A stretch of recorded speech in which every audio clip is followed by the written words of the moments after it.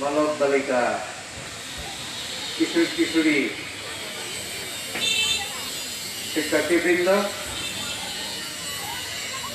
স্কুলের সম্মানিত শিক্ষকবৃন্দ, মঞ্চে উপস্থিত সম্মানিত অতিথিবৃন্দ, আমি বিশেষ অতিথি বা এই স্কুলের একজন ছাত্র ছিলাম। এইটা মনে করলেই দেখা যায় যে আমার মনে হয় যে আমার জীবনে একটা বড় পরম পাওয়া, যে সেই যে এই হাফ প্যান্ট পরে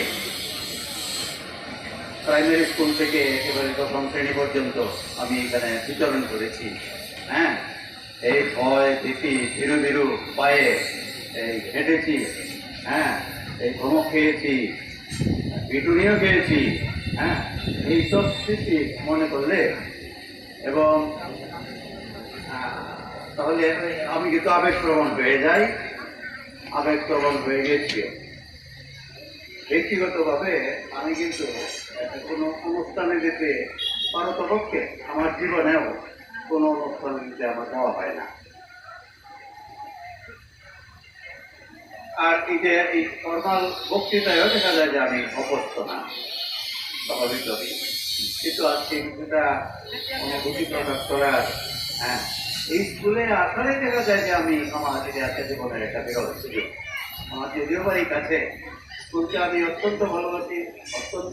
45% নম্বর পেয়ে 45% নম্বর পেয়ে সেকেন্ড ডিভিশন পাওয়ার সৌভাগ্য অর্জনকারী দুইজন।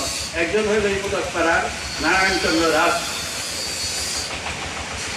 74 সালে সেকেন্ড ডিভিশনে পাস করেছে। আরেকজন 76 সালে সেকেন্ড ডিভিশনে পাস করেছে, মিজানুর রহমান। তার একটা মজনু, এবার এই বাড়ি মজনু আমার জুনিয়র, নারায়ণচন্দ্র দাস আমার সিনিয়র। আর আমি মাঝামাঝি, আমার সময় আমি আগে বলছি যে আমরা 30 জন পরীক্ষা দিলাম। এই 30 জনের মধ্যে সবে নির্মণী 3 জন আমরা পাস করেছি। এই 3 জন, আমি বিমল সরকার, হুসেন আলী প্রতিজঙ্গল গ্রামের, আর চরপাড়া গ্রামের নারায়ণচন্দ্র দাস।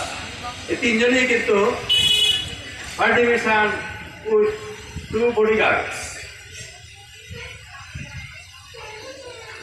Third division. কাজে এই ধরনের স্কুলের অবস্থা আমি পাশাপাশি একটু মিলাই। আমি আগেই বলছি আমি একটু খবর রাখি